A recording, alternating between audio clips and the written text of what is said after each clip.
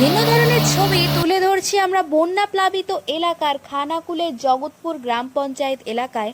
ডুবো খালের ওপর দিয়ে বন্যার জল ছুটে চলেছে রাস্তার উপর। সাপ এবং জল দুয়েই আতঙ্কে জগৎপুর এলাকার মানুষ। একাধিক গ্রাম প্লাবিত হচ্ছে, রান্নাঘর বাথরুমে জল ঢুকতে শুরু করছে। জল পেরিয়ে বাঁশ ও সবজি গাড়ি আপাতত যাতায়াত করছে, তারই চিত্র দেখুন। জল যন্ত্রণাটা কিরকম, কি অনুভব করছেন এই মুহূর্তে?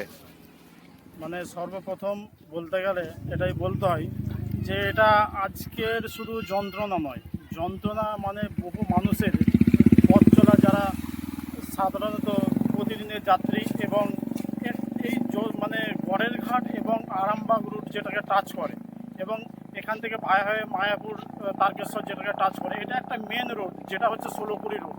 সেই ষোলোকুড়ি মেন রোডের উপরে কোথায় কিছু নেই।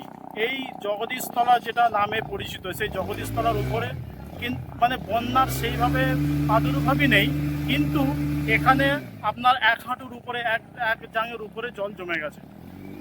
এতে মানে জনজীবন খুবই ব্যাহত হচ্ছে সর্বদিক থেকে।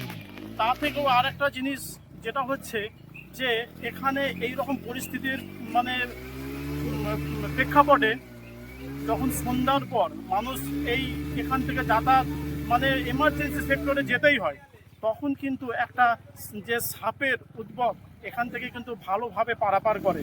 সেই জায়গায় যদি কোনোভাবে কোনো মানুষের সাপকাঠি হয়, এইভাবে দেখাও গেছে আগে মানুষ এইভাবে সাপকাঠি হয়েও অনেকে মারা গেছে। তো এই যে জায়গাটা, এই যে জল যন্ত্রণা, এই যন্ত্রণা থেকে মানুষ কবে মুক্তি পাবে? আতঙ্কে কি রয়েছেন?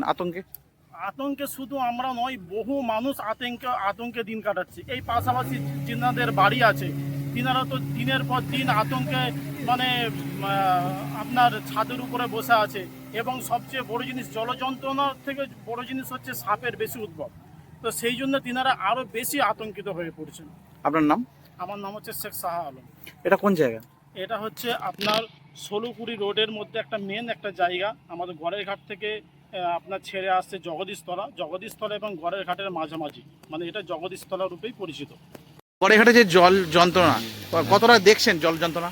বিশাল বিশাল, মানে এপার থেকে ওপার যেতে গেলে বহুত কষ্ট করে যেতে হয়। গাড়ি বা ঘোড়া বেরোয় নিয়ে আর ক্যারিং করে মানে মাল ফাল বই তোলে বহুত কষ্ট হয়। টোটো কি যাতায়াত করছে গড়েঘাট? না, টোটো যায়নি, টোটো যেতে পারেনি। কারণ কি? এই তো জলের জন্য যেতে পারেনি ওইদিকে। এটা কোন জায়গা? জগৎপুর। আপনার নাম? দিলীপ হাজরা।